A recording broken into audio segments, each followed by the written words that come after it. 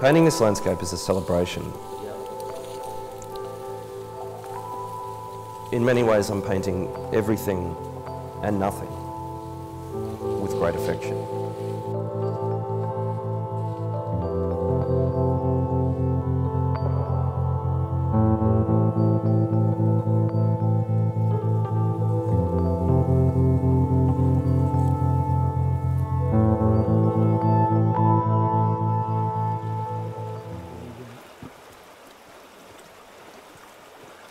It's all the organisms, it's all the systems in play. You know, earth, sky, the stars, the sunsets, the rivers, whether they're full or whether they're dried up.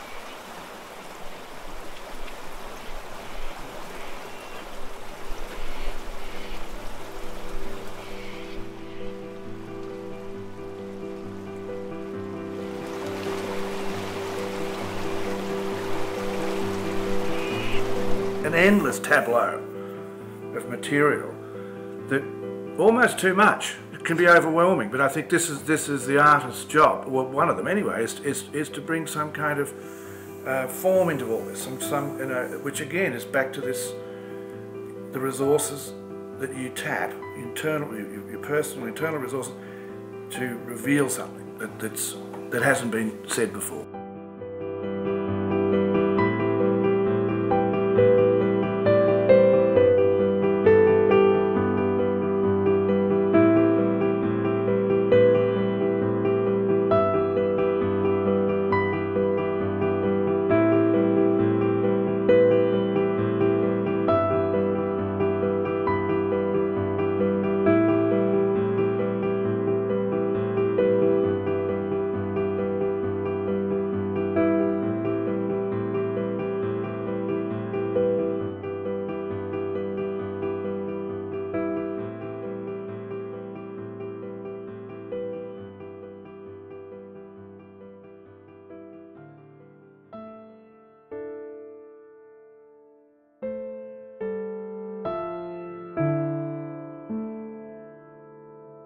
Your only limitation is a lack of feeling and imagination for any given subject.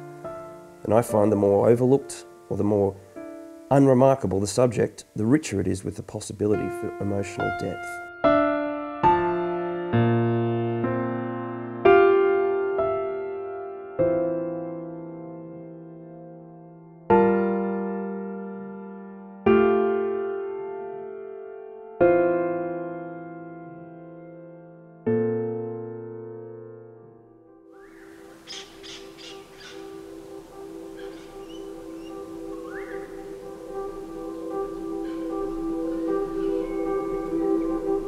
So to get to the elements, you really have to find a site to an elemental landscape that reveals something of yourself.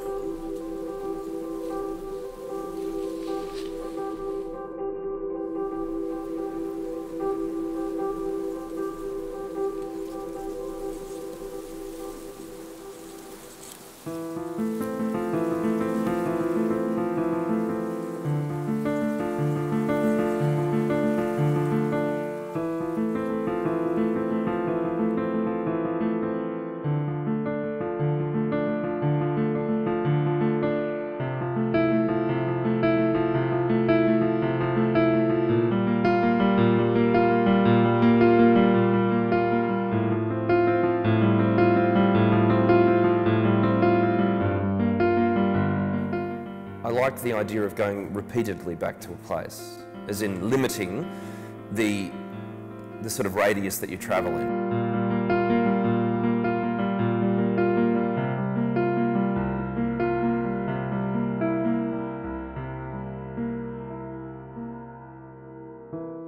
You experience a place by going back to over the same ground. You realise that it's kind of never the same. And then you start seeing more possibilities within a very limited range. There's really very little there, and it's that limitation that I have found opens up a sort of endless amount of compositional possibilities to me.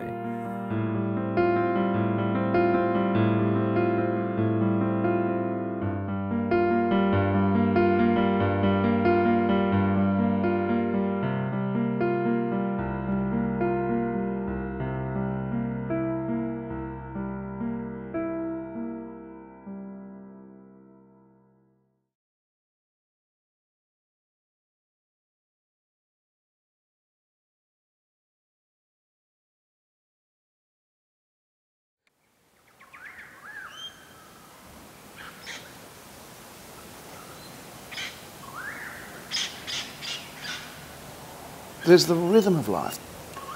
Night follows day. It's an eternal pattern, but it's the little things. It's what Jason weaves out of that, out of watching and looking. Weaves into his sketch pad, onto his canvases. This, I think, it's bearing witness to one of the most extraordinary sights in the country. I admire an artist who's prepared to go out weeks on end, on his own. It's a lonely occupation, coming up with these extraordinary images that are moving and are highly evocative.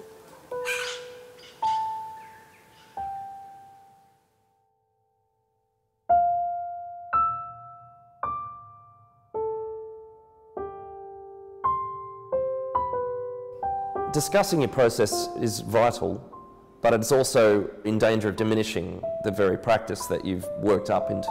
Art to me is a form of magic that I don't understand, and I don't know that I want to. I mean, I'm talking about the beauty of art history and the great family that step by step, generation by generation is making its mark. And I don't know that, it's the mystery about why you're making it.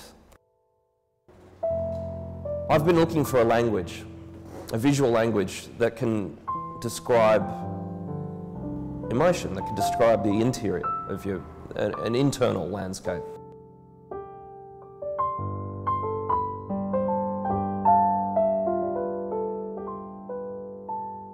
My analogy is of a Zen rock garden are there because a Zen garden is raked in the same pattern repeatedly, but no one element outside of that is ever the same.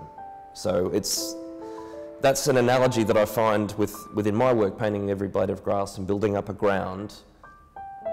The sky endlessly shifting, endlessly, it's like its moods changing constantly, from which I can then respond with a composition.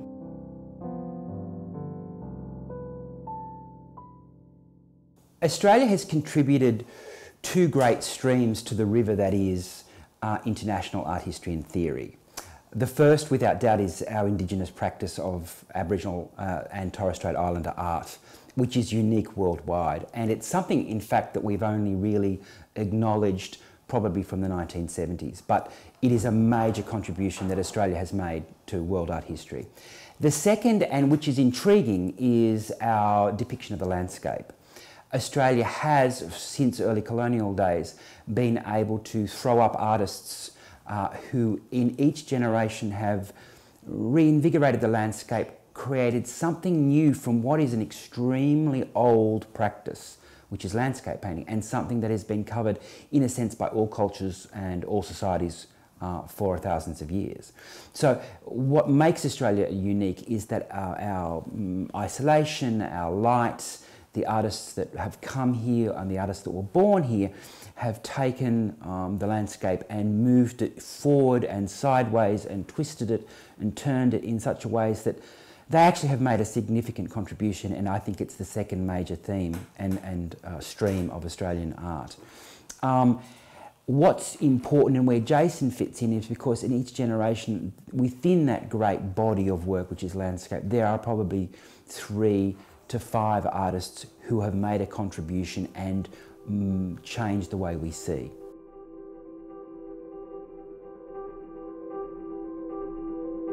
And Jason, I think, has added to our way of seeing by infusing in the landscape not just a topographical understanding of where we're from, but an emotional feeling about country, which is uniquely non-Indigenous. And that is actually very interesting.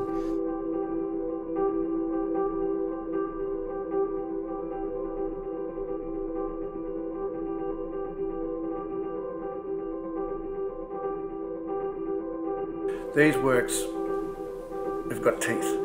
They're visually engaging, they are beautiful objects, yet underneath all this there's a toughness.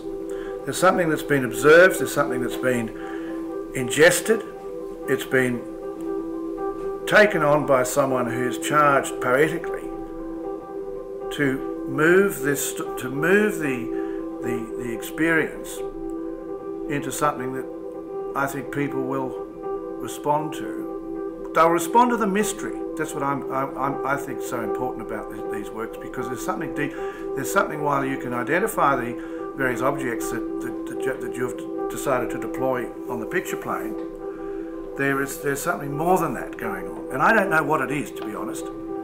But I keep coming back to those pictures, and I want to see. To me, it's an investigation. It's a pleasure, but it doesn't. I'm still learning. I'm still looking, and I'm still enjoying them.